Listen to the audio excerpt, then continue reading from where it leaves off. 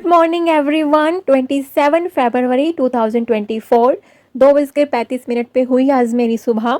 बेटे को अकेला छोड़ के दूसरे रूम में पढ़ाई नहीं कर सकती हूँ, इसलिए आज इसी रूम में इसी बेड पे अपना डेरा जमाएंगे पढ़ाई का। तो चलिए शुरू करते हैं। और मैं आज आपके बहुत सारे कमेंट्स का आंसर करने वाली हूँ इस वीडियो में। सबसे पहला कमेंट ले लेते हैं। किसी ने लिखा है कि दी प्लीज़, हमारे खुद का स्कूल है तो मुझे स्कूल भी चलाना होता है, फिर 2 बजे स्कूल की छुट्टी होती है, तब तक आती हूँ घर तो स्टडी नहीं हो पाती, थक जाती हूँ, कैसे नींद हटाऊँ। नींद हटाने के लिए मैंने एक सिंपल सा वीडियो डाला हुआ है, देखिए। कोशिश आपको करनी पड़ेगी। आप किसी से कितने ही टिप्स ले लीजिए, जब तक आप खुद इनिशिएटिव नहीं लेंगे कुछ भी काम नहीं आने वाला। और हाँ, आप स्कूल से आके 25 मिनट का एक पावर नैप ले सकती हैं। इससे आपको एनर्जी भी मिलेगी, माइंड भी फ्रेश हो जाएगा और नींद भी नहीं आएगी। नेक्स्ट किसी ने लिखा है कि दीदी मुझे ना बहुत सेल्फ डाउट होने लगा है, कभी कभी पढ़ाई अच्छी होती है और कभी कभी बहुत डिप्रेस्ड हो जाती हूँ। 3 साल हो गए प्रिपरेशन करते हुए। आपको मैं एक ही बात बोलना चाहती हूँ, लाख दलदल हो पाँव जमाए रखिए, हाथ खाली ही सही ऊपर उठाए रखिए। कौन कहता है छलनी में पानी रुक नहीं सकता, बर्फ बनने तक हौसला तो बनाए रखिए। मेरी आवाज़ के साथ पीछे बैकग्राउंड में आपको पानी गिरने की आवाज़ आएगी। एक्चुअली जिस टाइम पे मैं रिकॉर्डिंग कर रही हूँ बाहर बहुत तेज़ बारिश हो रही है, तो प्लीज़ एक्सक्यूज़ फॉर दैट। किसी ने मुझे लिखा है कि इतनी कम नींद में लो बीपी या फिर हर टाइम आपको नींद जैसा नहीं फील होता क्या? नहीं, इतनी कम नींद लेके भी मैं बिल्कुल एक्टिव रहती हूँ। मुझे कोई भी हेल्थ इश्यू होता है मैं आप सबके साथ ज़रूर शेयर करती हूँ। जैसे मुझे बैक पेन था, विटामिन डी का कमी हो गया था, मैंने सब कुछ शेयर किया है। नींद कम होना कोई गुनाह नहीं होता, कोई बीमारी नहीं होती। ये आदत जो है डेवलप करनी पड़ती है, धीरे धीरे होती है। एकदम से आपके साथ ये सब नहीं हो सकता कि आप 8-9 घंटे की नींद लेते हैं और फिर अचानक से 5 आवर्स की आप नींद लेने लग जाएं। एकदम से नहीं होता। 15 मिनट्स रिड्यूस करते हुए आप 1-2 महीने में इस हैबिट को डेवलप कर सकते हैं। किसी ने मुझसे पूछा था कि आपका यूपीएससी का कितना अटेम्प्ट बचा है। जी, मैं अभी 30 ईयर्स की हूँ और 32 ईयर्स लास्ट अटेम्प्ट होता है जनरल कैटेगरी में। तो मैं 2025 में दूंगी, तो मेरा वो फर्स्ट एंड लास्ट अटेम्प्ट होगा। लेकिन हाँ, मैं हरियाणा सिविल सर्विसेज के लिए उसके बाद जरूर ट्राई करूंगी। किसी ने एक बहुत ही प्यारा कमेंट किया है मेरे लिए, such a strong person you are, I wish मैं आपके जैसा बन सकूं। Thank you so much and it's my pleasure. और डियर, आप मुझसे भी अच्छा बनेंगी, मैं भगवान से ये दुआ करती हूँ आपके लिए। किसी ने लिखा है कि मैम आपको देखकर बहुत मोटिवेशन मिलता है। मैं तो अभी 28 की हो चुकी हूँ, मेरी तो अभी शादी भी नहीं हुई है, आपका तो बेबी भी हो गया है। ये वाला पार्ट तो बहुत अच्छा है आपके साथ। तो डियर, मैं आपको बोलना चाहती हूँ कि बेबी होना हाँ बहुत ही अच्छा पार्ट है लाइफ का, और मेरा सबसे सुनहरा फेज़ यही है जो अभी चल रहा है। प्रेजेंट ही सबसे अच्छा होता है, पास्ट तो जो चला गया वो चला गया, और आप अभी प्रेजेंट में ही जिएं। कोई बात नहीं, फ्यूचर की अभी ना सोचें इतना, आप अपने कैरियर पे फोकस करें। और शादी भी हो जाएगी, शादी की दिक्कत नहीं है, पहले आप अपना कैरियर बना लें। किसी ने लिखा है कि जैसे आपने अपने पूरे साल को फेज़ 1 2 3 में डिवाइड किया है, यानी कि प्रिपरेशन की बात कर रही हैं वो, तो मैंने भी आप सबके साथ शेयर किया था कि मैंने अपने पूरे साल को कि मैं कैसे कैसे पढ़ूंगी उसको डिवाइड किया हुआ है 3 फेजेस में। जी डियर, मैं भी सोच रही थी शेयर करने की, लेकिन फिर मुझे लगा कि मैं बीच में कभी कभी चेंज करूंगी, कहीं आप लोगों को ऐसा ना लगे कि पहले तो इसने ये प्लान बताया था कि ऐसा करेगी और अभी ऐसा चेंज कर लिया। जैसे मैंने अभी लक्ष्मीकांत को छोड़ के एनसीईआरटी पढ़ना शुरू कर दिया है, तो फिर वही है ना, मैं कुछ चेंज करूँगी तो फिर चलो ठीक है, मैं आपको बता दूंगी। लेकिन जैसे जैसे मैं चेंज करूँगी वो मैं ना बता पाऊँ तो प्लीज़ आप वो बाद में पूछ सकते हैं। कई बार ऐसा होता है ना कि मैं अपनी स्ट्रैटेजी चेंज कर लूँ और उसके बाद फिर मैं वो बताना भूल जाऊँ। हालांकि मैं कोशिश करती रहूँगी कि जो भी मेरी स्ट्रैटेजी मैंने बनाई है मैं सब शेयर करूँ, और जो भी चेंजेस होते हैं वो भी साथ के साथ आपके लोगों के साथ मैं शेयर करती रहूँ। किसी ने लिखा है कि मैम डेली सभी सब्जेक्ट पढ़ने चाहिए या फिर एक सब्जेक्ट का सिलेबस खत्म करके आगे बढ़ जाना चाहिए? डियर, सारे सब्जेक्ट तो एक दिन में उठा के एक साथ ये इतना बड़ा ब्लंडर मत करना। आपके डिपेंड करता है कि आपके पास कितना टाइम है स्टडी के लिए। आपके पास अगर 3 घंटे के आसपास ही हैं तो मैं कहूँगी एक सब्जेक्ट ही लेके चलिए, क्योंकि आपको साथ के साथ उसके रिविजन पे भी फोकस करना है। और अगर आपके पास 5 से 6 घंटे हैं तो आप 2 सब्जेक्ट ले सकती हैं। और अगर आपके पास 6 से थोड़े से भी ज़्यादा कभी टाइम मिलता है, कभी 6 हो सकता है, कभी 8 हो सकता है, तो आप करंट अफेयर साथ में कर सकते हैं। और तीन चीज़ों में मैं आपको बोलना चाहूँगी, एक आप जीएस का सब्जेक्ट ले लीजिए, एक आप अपना ऑप्शनल, और एक करंट अफेयर आप ले सकती हैं। किसी ने लिखा है कि दीदी आप बता सकती हैं कि आप स्टडी का प्लान क्या है, स्ट्रैटेजी क्या है? वो मैं ऑलरेडी शेयर कर चुकी हूँ। क्या आप ऑनलाइन पढ़ाई करते हो या पहले खुद से बुक से पढ़ते हो? टॉपिक समझ में नहीं आ रहा वो ऑनलाइन से देखते हो, और आपका बेस पहले से क्लियर था क्या? आप कितनी बार रिवाइज़ करते हो? रिवीजन का पहले मैं शेयर कर चुकी हूँ और मेरा बेस बिल्कुल भी क्लियर नहीं था।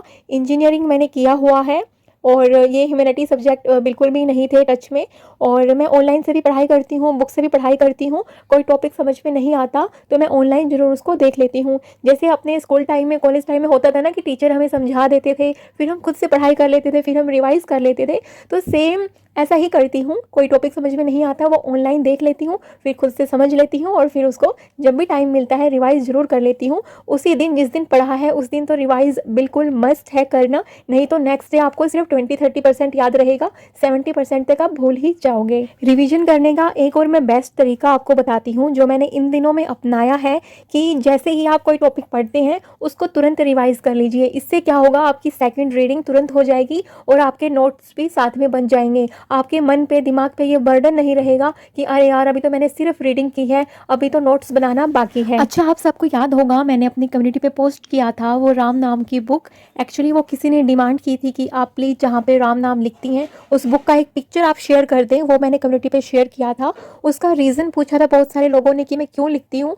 देखिए, बस ऐसे ही मुझे ना अच्छा लगता है लिखना, बस इसलिए लिखती हूँ, कोई खास कारण नहीं है इसके पीछे। अच्छा, किसी ने पूछा था कि मैम आपने 2024 वाला फॉर्म फिल किया है क्या? नहीं डियर, मैंने ये फॉर्म फिल नहीं किया।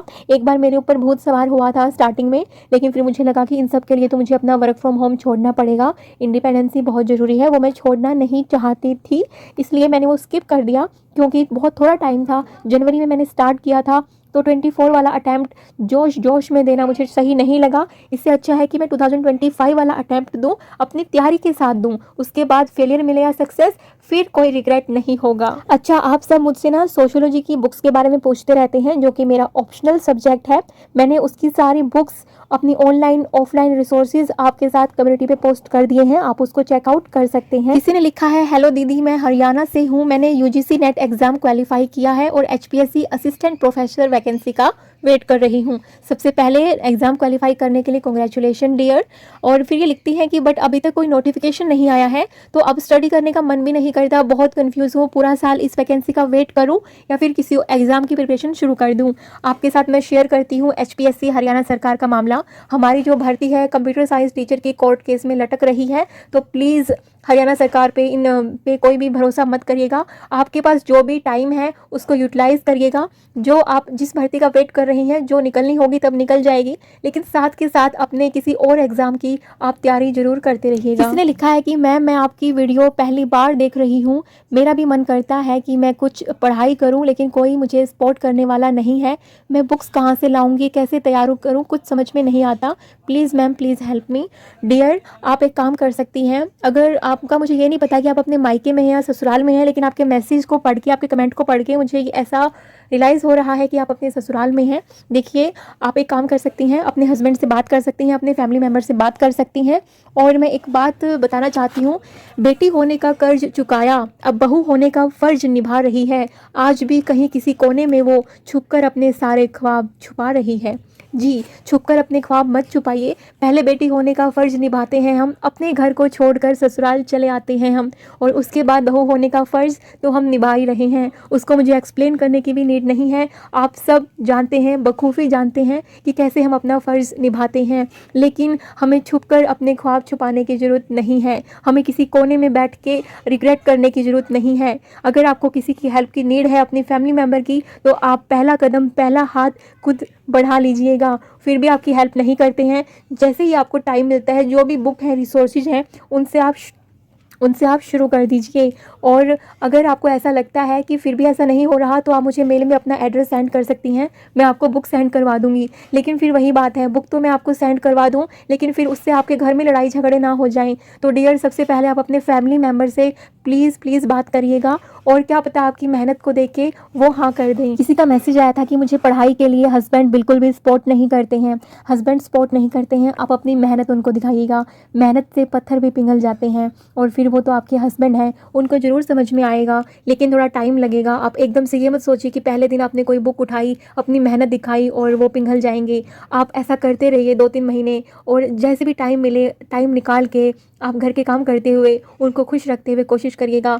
देखिए, पता नहीं हमारे समाज की ये कैसी पीड़ा है, कैसी दुविधा है, हमें पढ़ाई करने के लिए, अपने हक़ के लिए किसी पे डिपेंड होना पड़ता है। तो इसलिए मैं हमेशा कहती हूँ इंडिपेंडेंसी बहुत बहुत ज़रूरी है। और जिसने मुझे पहले ये कमेंट किया था ना कि मैम आप तो बहुत अच्छे स्टेज पे हैं, आपका तो बेबी भी हो चुका है, मैं 28 की हूँ, मेरी शादी भी नहीं हुई। तो आप देख सकते हैं डियर, हर चीज़ के प्रोज़ एंड कॉन्स होते हैं। आपकी शादी अभी तक नहीं हुई है, तो इस अपॉर्चुनिटी का आप लाभ उठाइए और प्लीज़ अपने करियर पे आप ध्यान दीजिएगा। एक और कितनी अजीब सी बात है ना, all women are working women, the difference is some they are paid but some are not paid.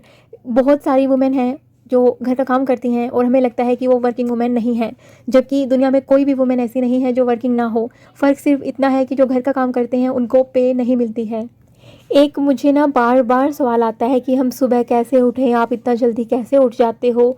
मैं आपको एक चीज़ बताती हूँ कि आप कोई चीज़ कर रहे हो अपनी मन मर्जी से, है ना, जिससे आप खुश हो, जैसे पढ़ाई करना चाहते हो, तो एकदम मस्त हो के आप किसी एग्ज़ाम की तैयारी करो ना यार। दुख हो के क्यों तैयारी कर रहे हो? जब आप एग्ज़ाम की तैयारी करते हुए सुबह उठते हुए आपको दुख लगता है, आप नहीं उठ पाते हो, तो छोड़ दो ना यार, है ना। हमें वो काम करने चाहिए जिनसे हमें खुशी मिलती है, लेकिन वो अच्छे काम, जिसमें पढ़ाई करना, करियर बनाना बहुत अच्छी बात है। लेकिन अगर आपको दुख होता है, इसका मतलब आप वो दिल से नहीं करना चाहते। तो दिल से नहीं करना चाहते तो आपसे सुबह जल्दी नहीं उठा जाएगा। तो फिर क्या बात है ना, जो करना है वो दिल से करो ना काम। अगर पढ़ाई करना आपके लिए धक्का है तो वो पढ़ाई मत करो यार। उम्मीद करती हूँ कुछ वीडियो से सीखने को मिला होगा। Good night.